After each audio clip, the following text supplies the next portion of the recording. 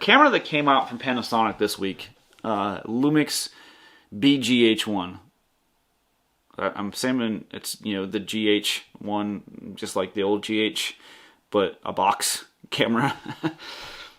I like this. You got a 10.2 megapixel micro four thirds sensor, 13 stops of dynamic range, 4K 60, 422, dual native ISO, very cam look, Vlog L. This thing is pretty stacked.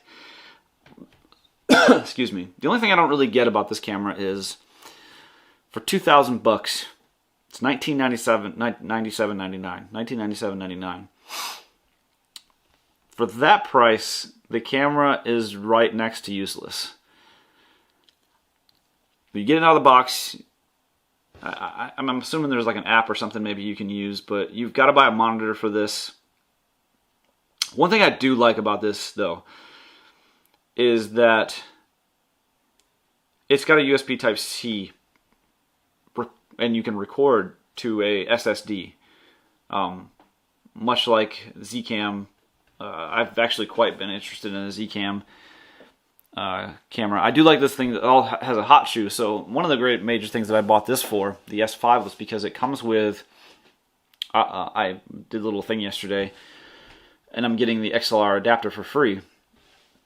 Now I'm on an XLR microphone here, but it's XLR to 3.5 millimeters, so it's going into the camera directly. I do have a pod mic, Rode pod mic in there, in the room behind me, and once I get the XLR adapter, I will also get, they have like a dummy battery that you can get, and then plug it into external power, so I can just kind of do these channels with these, because right now I'm on battery alone, and I'm 31 minutes in, and it's running off battery. This camera comes with a giant like video camera battery. It looks cool. I'm not really sure that for this price, if you came to me and said this or the GH5S, spec wise are basically the same cameras, I would definitely lead you in the GH5X territory, because at least the GH5S, you pull that thing out of the box, put a lens on it, and you're rocking and rolling. This thing, you pull it out of the lens, and you can't even tell what there's no like LCD screen on it to even tell like what frame rates you're in. You've got to have some sort of external monitor. Now I do know that you can connect this thing to your computer. There's probably an application you can probably connect it to an iPad or a computer, and be able to change your settings and stuff like that and see everything, and that's cool. But yeah, I don't know.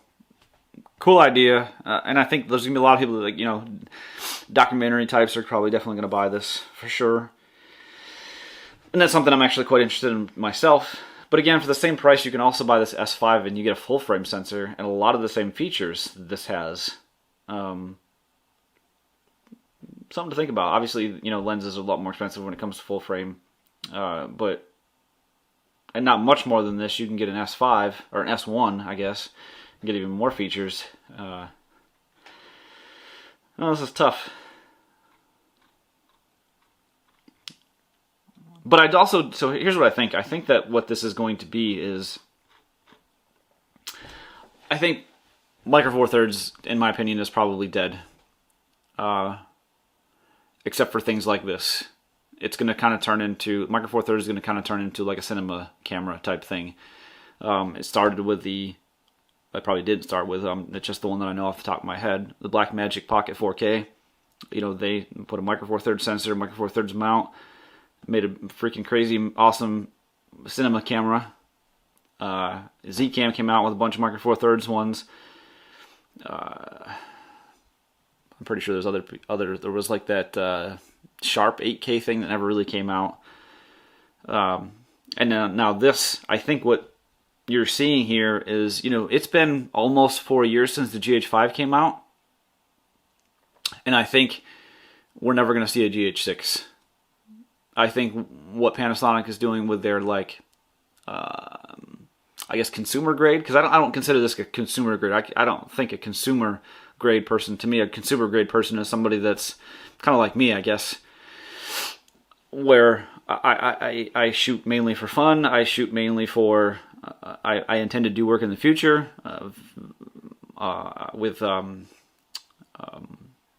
real estate photography and videography and stuff like that. But this, I think, is a little bit more of a professional lineup of cameras for a more professional level, I guess, in my opinion. And I think that's what you're going to see Micro Four Thirds kind of go through. I don't think you're going to see a GH6. I really don't. And if you do see a GH6, I think you'll probably see it in an APS-C camera with the L mount. I think that's what you'll see.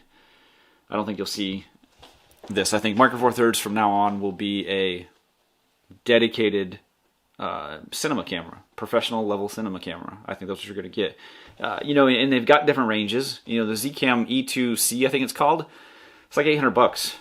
You know, it's got Micro Four Thirds. It's got a lot of great features on there. That does have a little LED screen on it. That does.